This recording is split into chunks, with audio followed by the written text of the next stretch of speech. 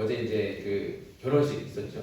서정훈 집사님, 조명수 권사님 아들 서평화 형제 결혼식 잘 보니까 아주 재밌게 또 즐겁게 결혼식이 잘 이행했고 우리 성도들도 이제 축하에 들어나갔습니다.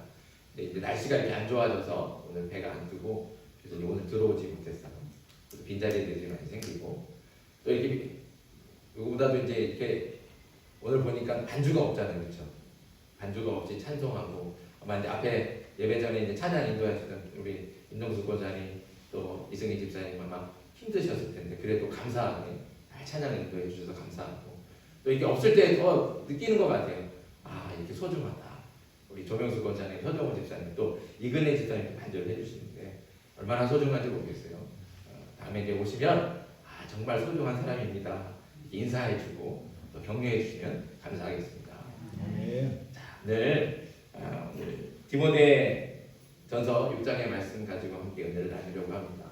처음부터 조금 무거운 얘기를 좀 하려고 해요. 지난해 세상을 떠들썩하게 했던 사건이 있었습니다. 가평 계곡 살인 사건 들어보셨죠? 예, 이제 아주 유명하게 방송에 많이 나왔기 때문에 다 아시리라 생각이 됩니다.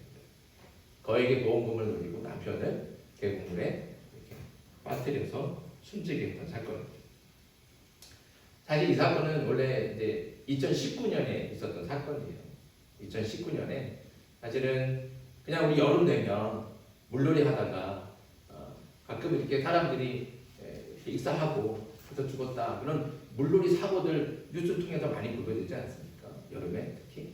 그러니까 사실 이 사건은 2019년에 그냥 물놀이 사건으로 이렇게 안타까운 죽음으로 묻혀질 뻔했어요.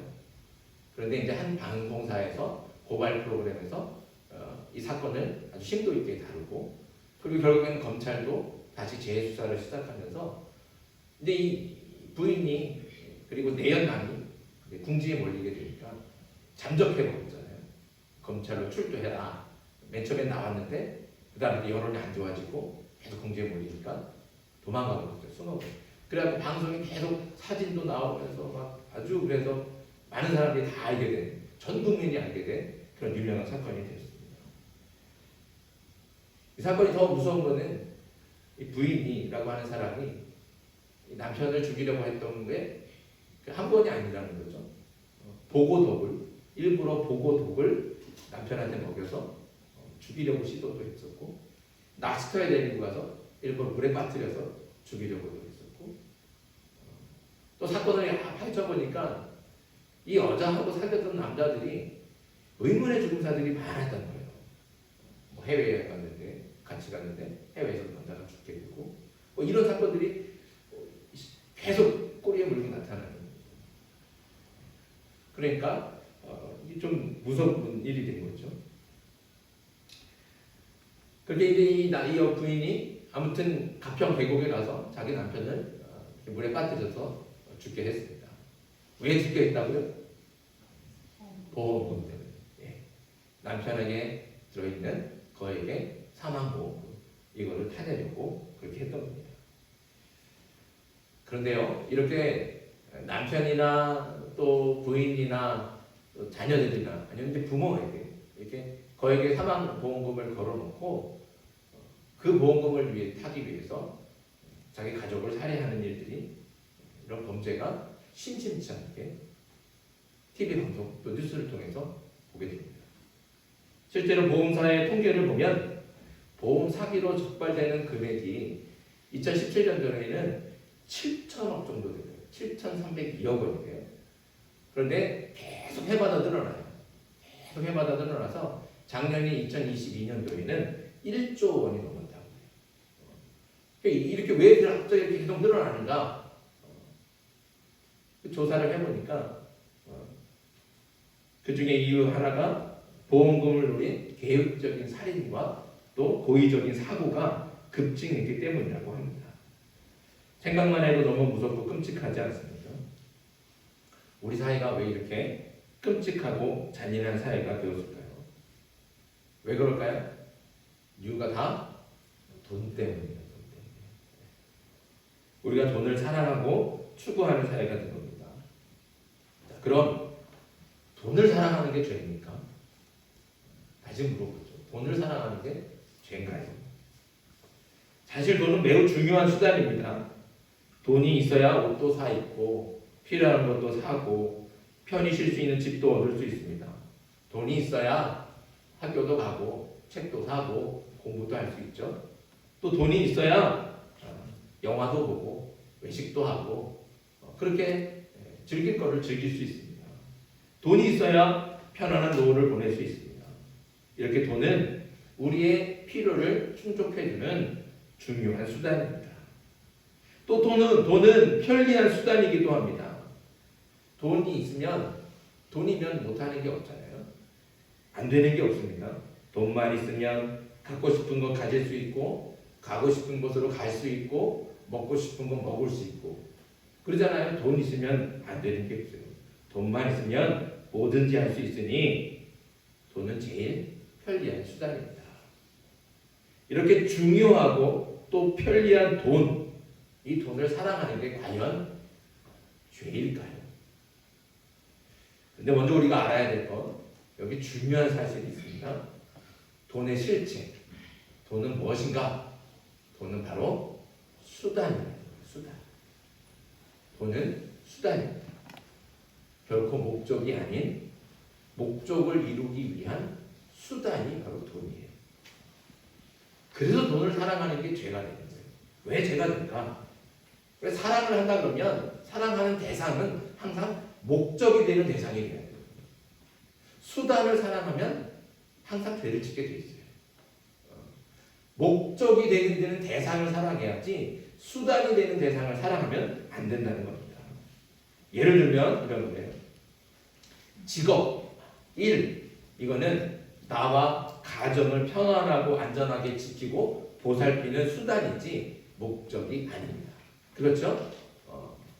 우리가 일하는 이유가 뭐예요? 직업을 갖는 이유가 뭐예요? 우리가 가정을 잘 지키고 내 인생을 잘 돌보기 위해서 그래서 직업을 또 일을 하는 겁니다. 그런데 일을 수단인 일을 지나치게 사랑하면 어떻게 돼요? 그건 자신이 왜 일을 하는지 누구를 위해서 일을 하는지를 잊어버리고 그저 일에 중독이 되어버리게 됩니다. 그러니까 일 때문에 가정은 뒷전이 되는 거예요. 부모도 뒷전이 되고 아내도 뒷전이 되고 남편도 관심이 없어지고 자녀들도 그냥 돈만 쥐어주면서 알아서 살아요. 자기 일에 취해버리는 거죠. 그러다 결국 어떻게 해요? 자신의 건강마저 잃게 되는 겁니다. 나와 가정을 사랑하기 위해서 수단으로 삼았던 일을 사랑하니까 정작 사랑해야 될 나와 가정을 사랑하지 못하고 오히려 나도 잃고 가정도 잃게 된다는 것이죠. 수단을 지나치게 사랑하니까 정작 사랑해야 될 목적을 잊어버리고 방황하면서 갈 길을 찾지 못해서 죄를 짓고 또 악을 행하게 되는 겁니다. 그래서 목적이 아닌 수단을 사랑하는 것, 이거 자체가 죄가 되는 거예요. 다시 말씀드리지만 돈은 수단일 뿐입니다. 수단인 돈을 사랑하면 반드시 죄를 짓게 된다는 것이죠. 오늘 성경 말씀도 우리에게 분명하게 이것을 경고하고 있습니다. 10절 말씀 같이 읽어보겠습니다. 10절 시작. 돈을 사랑함이 일만하게 뿌리가 되나니 이것을 탐내는 자들은 미혹을 받아 믿음에서 떠나 많은 근심으로써 자기를 찔렀도다. 네. 오늘 10절 말씀에 분명히 말씀하셨잖아요. 돈을 사랑함이 일만하게 뿌리가 된다. 무슨 말씀입니까? 이 말씀은 모든 악이 돈을 사랑하는 것에서부터 시작이 된다. 이런 말입니다. 그래서 돈을 사랑하면 예수님을 믿는 사람도 교회를 다니는 사람도 유혹을 받고 결국에는 믿음을 버리고 교회를 떠나서 근심으로 고통하면서 자기를 찌르게 된다는 거예요. 스스로를 죽게 만든다. 멸망과 파멸의 길로 간다는 것이죠. 오늘 디모데전서의 말씀이 돈과 연관이 되는 특별한 이유가 있습니다. 3절 말씀을 같이 읽어볼게요. 3절 시작. 누구든지 다른 교훈을 하며 다른 말 바른 말 곧 우리 주 예수 그리스도의 말씀과 경건에 관한 교훈을 따르지 아니하면. 이 말씀을 보면 무엇을 알려주냐면 지금 디모데가 있는 에베소 교회에 거짓 교사들이 들어온 거예요.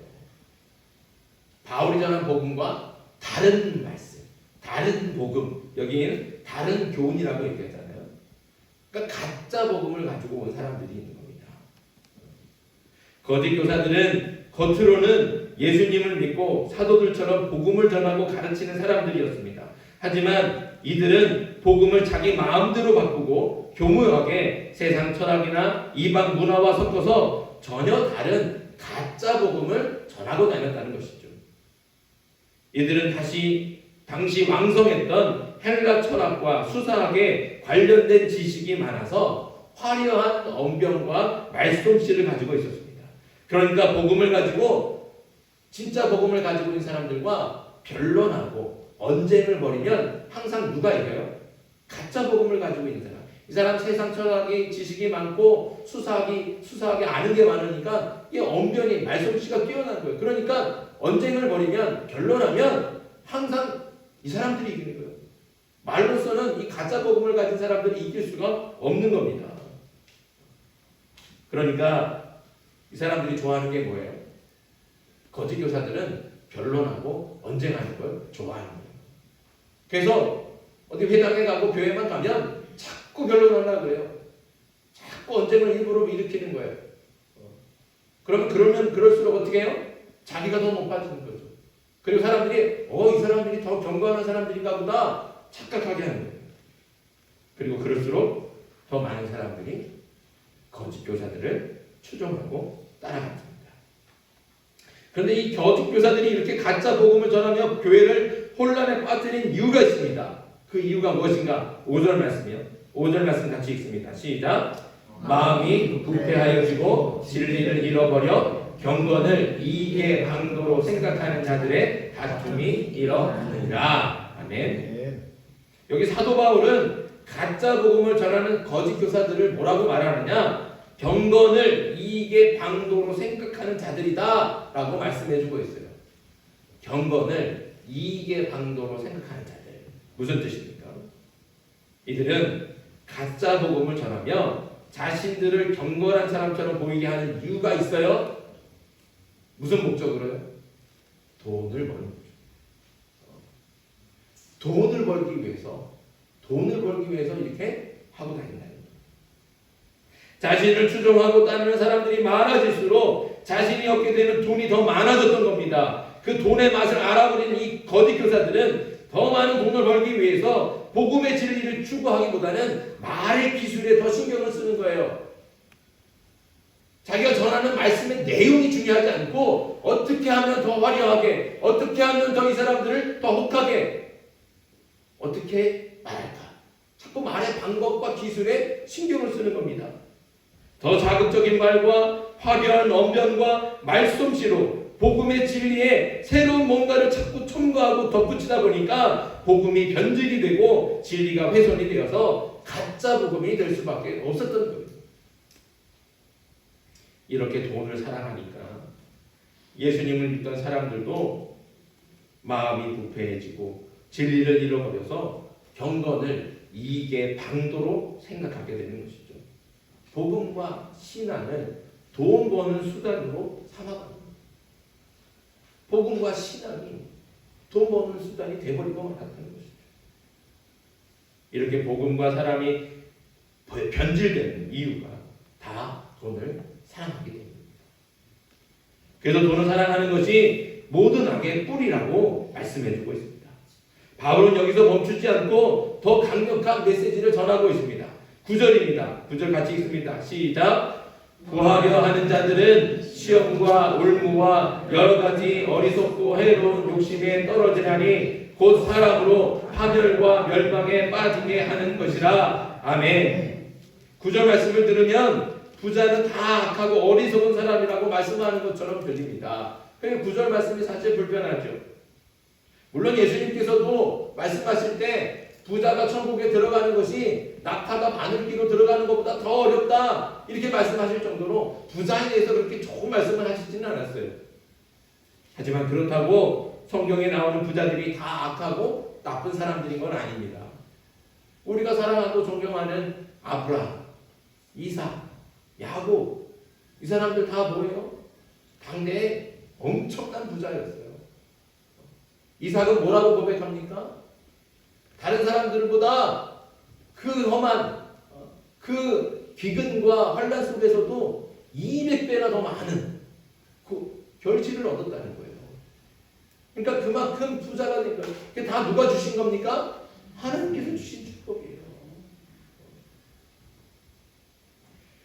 그렇게 부자였음에도 불구하고 아브라함도 이삭도 야곱도 다 하나님께서 기뻐하시는 믿음의 사람들이었습니다. 또 하나님께서는 하나님을 잘 믿고 하나님의 말씀대로 순종하는 사람들에게 물질의 축복을 주시겠다 분명히 이렇게 약속하셨습니다. 그래서 부가 악하고 나쁜 것만은 아니라는 것이죠. 그럼 문제가 무엇입니까? 돈이나 부 이런 것은 나쁘고 좋고 이런 거를 따질 게 아니라는 거예요. 다시 말씀드리지만 돈이나 모든 재물과 부는 모두 수단일 뿐입니다. 어떤 수단이요? 사람을 사랑하는 수단이고 세상을 이롭게 하는 수단이고 하나님께 영광을 돌리게 하는 수단입니다. 그런데 수단인 돈과 부가 목적이 되는 순간은 어떻게 됩니까? 이게 뒤바뀌는 거예요. 돈이 목적이 되는 순간 돈은 악이 되고 부는 죄가 되는 겁니다.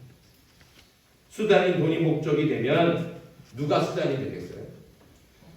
목적이 거꾸로 되니까 누가 수단이 돼요? 원래 사람을 위해서 돈이 있는 거잖아요. 그러니까 사람이 목적이고 돈은 수단인 거예요. 근데 이게 뒤바뀌는 거죠. 돈이 목적이 되면 누가 수단이 돼요? 사람이 수단이 돼요. 또 누가 수단이 돼요? 하나님이 수단이 돼요. 거꾸로 됩니다. 그러니까 돈을 위해서 사람을 이용하고 그래서 갑질하는 거예요. 그러니까 돈을 벌기 위해서 하나님도 이용하고 신앙도 이용하는 겁니다. 그러니까 시험과 올무에 걸려서 죄를 짓고 악을 행하며 결국에는 사람으로 파멸과 멸망에 빠지게 한다. 오늘 말씀은 그렇게 우리에게 들려주고 있습니다. 그러니까 돈이 목적이 되지 않고 부가 인생을 사는 이유가 되게 해서는 안 되는 겁니다. 저와 여러분이 돈을 많이 벌고 부자가 되기를 바랍니다. 저는 여러분들이 그렇게 부자가 되기를 바랍니다. 저는 여러분들이 꼭 돈을 많이 벌어서 부자가 됐으면 좋겠어요. 하지만 돈을 버는 목적, 부자가 되려는 이유는 결코 잊어서는 안 되는 거예요. 사람을 사랑하고 하나님께 영광을 돌리기 위해서 돈을 버는 것이고 부자가 되는 겁니다. 그래서 돈은, 부는 수단일 뿐인 거죠. 만약에 돈을 벌어도 사람을 사랑하지 못하고 부자가 되려고 하면 할수록 자꾸 하나님에게서 멀어진다면 그때는 돈을 사랑하고 있다는 것을 꼭 깨달아야 해요. 돈이 목적이 되고 부가 인생의 이유가 된다는 것입니다. 그 순간이 바로 그겁니다. 그것은 바로 멸망의 길이에요. 사랑하는 여러분, 돈을 사랑하지 않기를 바랍니다. 돈이 인생을 사는 목적이 되지 않기를 간절히 소망합니다. 사랑할 것을 사랑해야지. 사랑하지 말아야 될 것을 사랑하면 반드시 멸망의 길을 가게 된다는 것 잊지 않기를 바랍니다.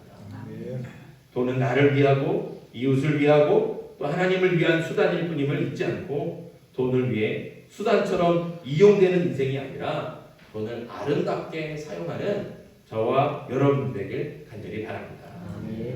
근데 말씀을 묵상하고 준비하면서 오늘 말씀이 특별히 저에게 더 두렵고 무섭게 다가왔습니다. 왜냐하면 혹시 목사로서 제가 신앙을 돈 버는 수단으로 이용하고 있는 것은 아닌가. 스스로 이렇게 자꾸 질문하게 됩니다. 그리고 또 질문해, 나는 과연 돈을 사랑하지 않는가? 근데 이렇게 스스로 물어보지만 그 질문에 네, 나는 사랑하지 않아요 라고 자신 있게 대답하기가 어렵다는 생각이 들었어요. 저는 연약하고 부족한 인간이기에 돈의 맛을 알아버리면 그 유혹을 이기지 못할 것이라는 걸 저는 저 스스로를 잘 알고 있어요. 그래서 오늘 말씀이 너무 무섭더라고요. 지난 주간에 대신방을 마쳤습니다. 대신방을 하면서 많은 가정에서 감사 헌금과 함께 제게 봉투를 주셨습니다. 그런데 이 봉투가 사실은 여간 불편한 게 아닙니다. 처음 전임은도사하고 목사할 때부터 그래요. 물론 목사인 제게 고마움과 사랑의 마음으로 주신다는 거 잘 압니다. 또 저를 주의 종으로 인정해 주시고 대접해 주시는 것이기 때문에 또 고맙고 감사하죠. 그 마음이 다 순수하고 다른 의도나 이런 게 없기 때문에 그런 것을 잘 알고 있습니다. 하지만 그럼에도 불구하고 제가 그 가정을 방문하고 신방하고 같이 예배드리고 기도하는 거, 이거는 목사인 제가 할 일이잖아요. 제가 마땅히 할 일을 하는데 봉투를 받으니까 이거 받아도 되나? 항상 이런 질문을 스스로에게 합니다. 그러니까 불편한 마음이 있었어요. 그런데 목회를 시작한 지 이제 10년이 넘고 세월이 지나다 보니까 이제 이 불편한 마음보다는 당연한 마음이 커지고 오히려 기대하고 있는 나 자신을 보게 됐습니다. 집에 돌아오면 봉투를 열어보고 액수를 확인하면서 그 액수를 따라서 웃고 있는 나 자신을 알게 됐죠. 그리고 또 신방을 가면 의뢰 봉투가 있나 찾게 되고 봉투가 없으면 실망했던 때도 있습니다. 이게 제 솔직한 마음 상태이죠. 이런 마음이 더 변질되고 고착되면 제가 거짓 교사들처럼 되지 말라는 보장이 없지 않겠습니까? 저도 모르는 사이에 돈을 목적으로 목회를 하고 돈을 벌기 위해 신앙을 이용하지 않을 것이라고 누가 장담하겠습니까? 우리가 잘 아는 유명한 교회 목사님들 정말 설교도 열심히 잘하시고 그 삶이 정말 위대하다, 정말 본받다, 얼마나하다, 이런 분들도 말년에 꼭 교회를 어지럽게 하고 혼란에 빠뜨리고 분쟁 가운데 또 부끄럽게 하는 일들 다 왜 그렇게 될까요? 자기도 모르는 사이에 이렇게 된다는 거죠. 저도 저 자신을 믿을 수 없을 만큼 저는 그렇게 연약하고 미련한 사람이기 때문에.